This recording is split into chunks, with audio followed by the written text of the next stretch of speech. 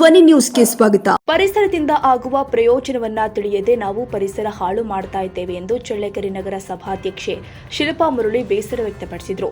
ಚಳ್ಳಕೆರೆಯಲ್ಲಿ ಇಂದು ನಡೆದ ವನ ಮಹೋತ್ಸವ ಕಾರ್ಯಕ್ರಮ ಉದ್ಘಾಟಿಸಿ ಮಾತನಾಡಿ, ಮರಗಿಡವನ್ನ ಪ್ರತಿಯೊಬ್ಬರು ಕೂಡ ಬೆಳೆಸಬೇಕು. ಇದರಿಂದ ಪರಿಸರ ಉಳಿಸಿದಂತಾಗುತ್ತೆ.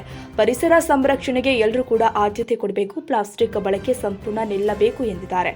ಈ ಸಂದರ್ಭದಲ್ಲಿ ಚಳ್ಳಕೆರೆ ಶಾಸಕರು ಆದ ರಘುಮೂರ್ತಿ ಅವರು ಮತ್ತು ಅನೇಕ ಮುಖಂಡರು ಉಪಸ್ಥಿತರಿದ್ದರು. ಉಮೇಶ್ ಚಿನ್ನಿ. ಪರಿಸರ ಅಂದ್ರೆ ಏನಪ್ಪಾ ಅಂದ್ರೆ ನಾವೇನ್ ತಗೊಳ್ತೀವಿ ಪರಿಸರದಿಂದ, ಗಾಳಿ, ಬೆಳಕು, ನೀರು, ನಾವು ಪರಿಸರಕ್ಕೆ ಏನ್ ಕೊಡ್ತಿದೀವಿ, ಒಂದು ಮಾನವನ ಚಟುವಟಿಕೆಗಳಿಂದ ಹಾಗೂ ಒಂದು ನಮ್ಮ ನೈಸರ್ಗಿಕ ಪರಿಸರ ಹಾಳಾಗ್ತಾ ಇದೆ. ವಿಕೋಪಗಳೆಲ್ಲ ಏನಕ್ಕಾಗ್ತವೆ ಅಂದ್ರೆ ನಮ್ಮಿಂದಾನೆ ನಾವು ಅತಿಯಾಗಿ ಪ್ಲಾಸ್ಟಿಕ್ ಉಪಯೋಗಿಸೋದ್ರಿಂದ ಹಾಗೂ ಏನು ಕಾರ್ಖಾನೆಗಳಿಂದ ಉತ್ಪತ್ತಿಯಾಗ ಏನು ತೈಲವನ್ನೆಲ್ಲ ಹೊರಗಡೆ ಬಿಟ್ಟು ಅದರಿಂದನೇ ಪರಿಸರ ಹಾಳಾಗ್ತಾ ಇದೆ. ನಾವು ಪರಿಸರವನ್ನು ಉಳಿಸ್ಬೇಕು, ಬಳಸಬೇಕು.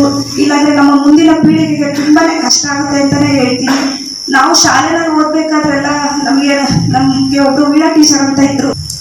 ತುಂಬಾನೇ ನಮಗೆ ಪರಿಸರದ ಬಗ್ಗೆ ಎಷ್ಟು ಮಟ್ಟಿಗೆ ಅವರು ಇನ್ಸ್ಪಿರೇಷನ್ ಕೊಟ್ಟಿದ್ರು ಅಂದ್ರೆ, ನಾವೆಲ್ಲರೂ ಫ್ರೆಂಡ್ಸ್ ಎಲ್ಲ ಸೇರ್ಕೊಂಡು ನಾನೀಗ 3 ಗಿಡ, ನಾನು 3 ಗಿಡ ಅಂತ ಎಲ್ಲರೂ ಹಂಚ್ಕೊಂಡ್ಬಿಟ್ಟು ಗಿಡ ಹಾಕ್ಬಿಟ್ಟು ಅವನ್ನ ನಾವು ಪ್ರತಿದಿನ ನಾವೇ ನೀರು ಹಾಕಿ ಬೆಳೆಸಿ, ಇವತ್ತು ನಾವು ಸ್ಕೂಲ್ಗೆ ಹೋಗ್ಬಿಟ್ಟು ಆ ಗಿಡ ನೋಡ್ತಿದ್ರೆ ನಮಗೆ ಎಷ್ಟು ಖುಷಿ ಆಗುತ್ತೆ. ಇದು ನಾವು ಬೆಳೆಸಿದ್ದಲ್ಲ.